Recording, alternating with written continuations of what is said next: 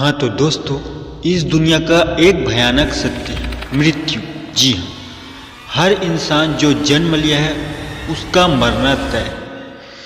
जिसका जन्म होता है वो मरता ही है। इस दुनिया का सबसे भयानक सत्य है मृत्यु।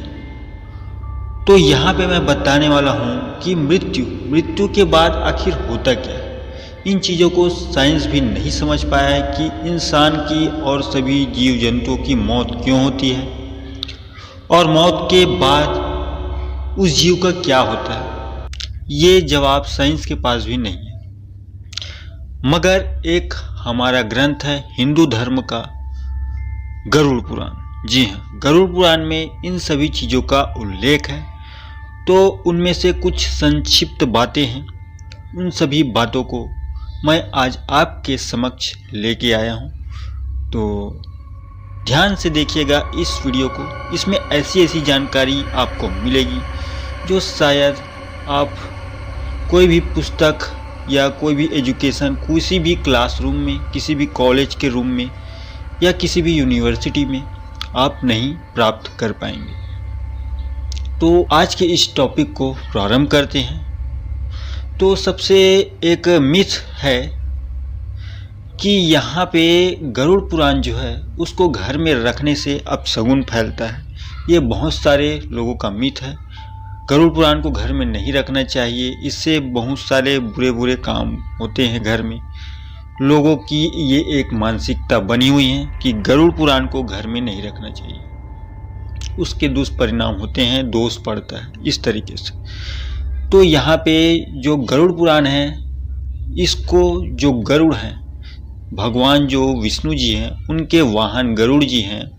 उन्होंने भगवान विष्णु से ये पूछा था कि मरने के बाद इंसान का क्या होता है, मृत्यु लोक का क्या अर्थ है, भूलोक का क्या अर्थ है, स्वर्गलोक का क्या अर्थ है, नरक लोक का क्या अर्थ है, यमराज क्या कार्य करते हैं, चित्रगुप्त जी क्या कार्य करते हैं। इन सभी चीज़ों का लेखा जोखा भगवान विष्णु ने अपने मुख से गरुड़ जी को ये सभी जानकारियाँ दी थी और इन्हीं सभी जानकारियों को लिखा गया एक पुराण में जिसका नाम है गरुड़ पुराण।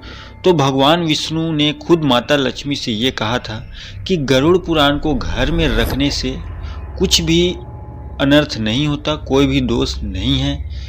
ये एक पवित्र ग्रंथ है जिसको आप घर में रख सकते हैं, मगर इसको पढ़ने के एक रीज़न होता है। जैसे किसी के घर में मृत्यु होती है, हिंदू धर्म में किसी के घर में अगर मृत्यु हो जाती है तो उसके बाद पर्टिकुलर जो 10 दिन 13 दिन जो मान्यता है मानने का, तो उस दिन में जो किसी पंडित के द्वारा एक विधि के हिसाब से उसको पढ़ा जाता है और बताया जाता है सभी लोगों को कि उसमें लिखा क्या गया है। तो ये तरीका है एक पढ़ने का। उसको घर में रख सकते हैं, मगर उसे नहीं पढ़ना चाहिए जब तक कोई शोक नहीं है। अगर आपको इस तरीके का जानकारी चाहिए तो आपके घर के आसपास या रिश्तेदारों में किसी के यहाँ भी कोई एक्सपायर हो जाता है, किसी की डेथ हो जाती है, तो वहाँ पे स्वाभाविक है अगर वो हिंदू धर्म के होंगे तो गरुड़ पुराण वहाँ पे किया जाएगा। तो आप जाके वहाँ पे पता कर सकते हैं कि गरुड़ पुराण यहाँ पे चल रहा है, पंडित जी बता रहे हैं। तो जाके आप वहाँ शामिल होके उन सभी चीज़ों का जो ज्ञान है जाके ले सकते हैं।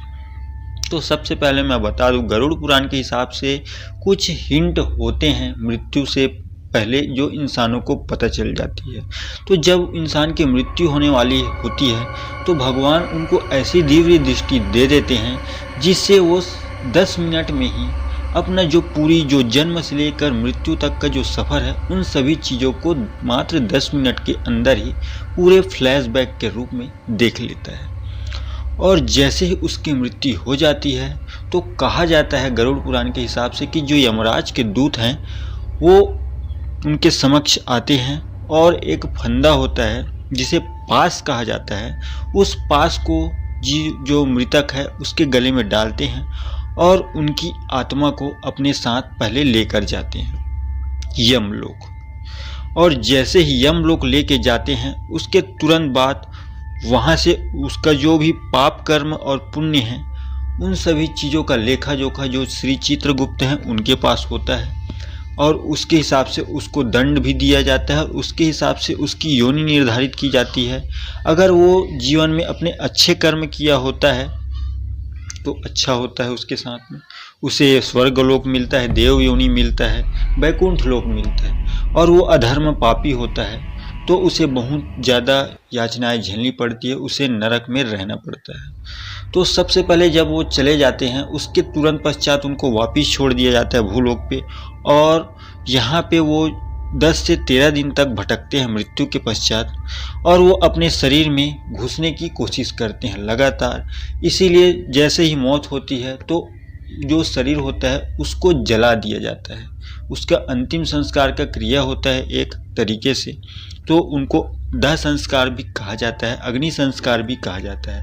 तो उसके पश्चात वो भटकते रहता है, और जिस दिन उसके जो घर वाले हैं वो उनका पिंड दान करते हैं। जी हाँ, एक पर्टिकुलर मंत्र तंत्र द्वारा, पंडितों के द्वारा उनके नाम से पिंड दान किया जाता है। जो भी उनके रिश्तेदार या बेटे होते हैं, पुत्र होते हैं, या पुत्र नहीं भी होते तो कोई रिश्तेदार होते हैं, उनके द्वारा उनके हाथों से उनका पिंडदान होता है। और जैसे ही पिंडदान होता है उनको लेके जाते हैं। तो यहाँ पे जो अच्छा कार्य किया जाता है उनको 3 तरीके से लेके जाया जाता है। जो अच्छा कार्य किया है उसे तो मस्त रथ में बैठाकर देवलोक स्वर्गलोक लेके जाया जाता है, और जो और ज़्यादा अच्छा कार्य किया जाता है उसको मोक्ष प्रदान हो जाता है और वो जाके वैकुंठ लोक में बैठते हैं। और जो बहुत ज़्यादा पापी होता है, बहुत ज़्यादा पापी होता है, उसको बहुत ही दुख झेलना पड़ता है। तो सबसे पहले जब वो जाता है तो वहाँ पे कहा जाता है कि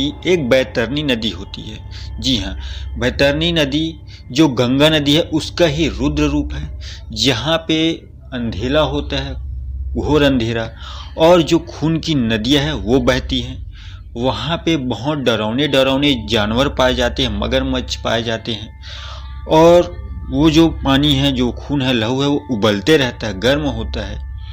तो उसे पार करके उसको जाना होता है। तो यहाँ पे सोच सकते हैं, ऐसा विकराल चीज़ हम सोच के भी डर जाएंगे। नॉर्मल इंसान अगर उतनी जो गर्म है वहाँ पे अगर ऐसा पकड़ ले या हाथ भी डाले तो उसका जो हाथ है, शरीर है, जल के तुरंत खाक हो जाएगा। इतना ज़्यादा गर्म होता है वो पानी, और इतने ज़्यादा खून पीप वहाँ पे होते हैं कि पर्टिकुलर हम उस चीज़ को देख ले उसी में हमको उल्टियाँ हो जाए। तो ऐसे इस तरीके से गंदगी के जगह से उनको लेके जाया जाता है, क्योंकि उनका कर्म गंदा होता है इसलिए। तो अभी तक अगर आप भी से किसी से न किसी से अगर कोई पाप होता है तो अभी भी संभल जाइए और सुधार लीजिए अपने पापों को, प्रायश्चित कर लीजिए इसी जन्म में, धर्म के कार्य कीजिए, गरीबों की हेल्प कीजिए, जो दुखी हैं उनकी सहायता कीजिए। अगर आप सक्षम हैं तो आप किसी न किसी की मदद कीजिए। उनसे हो सकता है आपने पीछे जो भी पाप किए हों उनमें से थोड़ा सा प्रायश्चित हो जाए, आपके अच्छे कार्य भारी पड़ जाए आपके पापों को दबाने के लिए। तो यहाँ तक आप समझ गए होंगे।